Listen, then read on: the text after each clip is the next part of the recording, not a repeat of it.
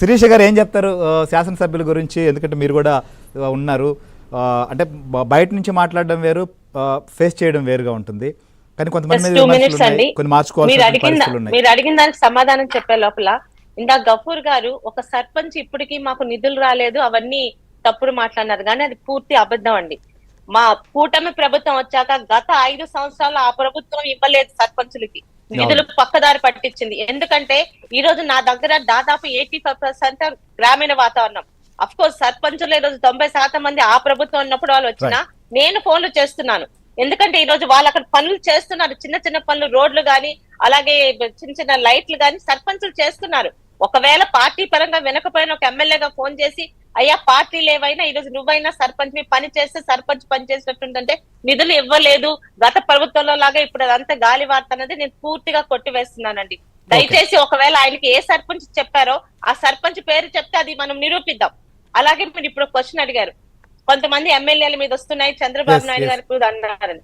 ఇది నా తాలూకా నా పర్సనల్ నా అభిప్రాయం అండి, నేను ఎవరికి రుద్దట్లేదు. అలాంటి వాళ్ళు ఉంటే దయచేసి వాళ్ళు అందరు ముందు పిలుస్తారా, సింగిల్ గా పిలుస్తారా, సింగిల్ గా మాట్లాడాలి, లేదా అందరి ముందన్నా వాళ్ళ పేర్లు బయట పెట్టండి. కనీసం సిగ్గుపడి ఆ పని మానుకుంటారు. అంతేగాని రోజు ఒక్క తప్పు చేస్తే అందరిని ఇప్పుడు ఒక జిల్లాలో ఒకళ్ళని పేరు పెట్టి మాట్లాడితే బాగుంటుంది. అతను సిగ్గుపడి రేపు ఉదయం ఆ పని చేయడు. అంతేగాని అందరు ఎమ్మెల్యేలని ఒక ఘాటున కట్టడం అనేది పూర్తిగా తప్పు. ఈ రోజు సింగిల్ ఎమ్మెల్యేలు కాదు, మొదటిసారి జరిగిన ఎమ్మెల్యేలా సీనియర్ ఎమ్మెల్యేలా అక్కడక్కడ ఉండొచ్చు, నేను కాదన్ను.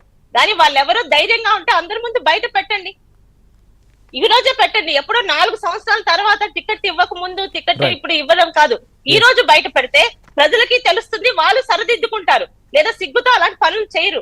అంతేగాని అందరినీ ఒక ఘాటున కట్టేసి కొంతమంది పని చేయట్లేదంటే బాగా పని చేసిన వాళ్ళకి అది చాలా ఇబ్బందికరంగా, బాధగా, డిమోటివేటింగ్ గా ఉంటుంది.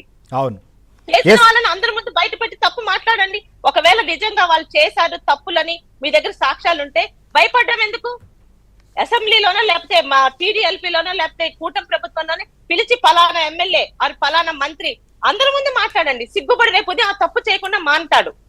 అంతేగాని పని చేసిన వాళ్ళని పని చేయని వాళ్ళని ఒకే ఘాటును కట్టి ప్రతిరోజు నార్మల్ గానీ సరిగా పని చేయలేదంటే చేసిన వాళ్ళు కూడా డిమోటివేట్ అవుతారని మొదటిసారిగా ఎమ్మెల్యేగా నా వరకు నేను పూర్తిగా పనిచేస్తున్న అమ్మాయిగా నా పర్సనల్ వ్యూ చెప్పానండి. రైట్ సరే, మీరు చేస్తున్నచ్చు జనరల్ గా అలాంటివి కూడా మార్చుకోవాల్సిన అవసరం ఉంది. ఎందుకంటే వైసీపీ చేసిన తప్పు లేదా వైసీపీని విమర్శించినటువంటి వాళ్ళు ఆ పాలన వెళ్ళడానికి ప్రజలు ఇచ్చినటువంటి తీర్పును చూసిన తర్వాత ఖచ్చితంగా రియలైజ్ కావాలి, అలాంటి విషయాల్లో కూడా మార్పు రావాలి. ప్రజలు కోరుకున్నది కూడా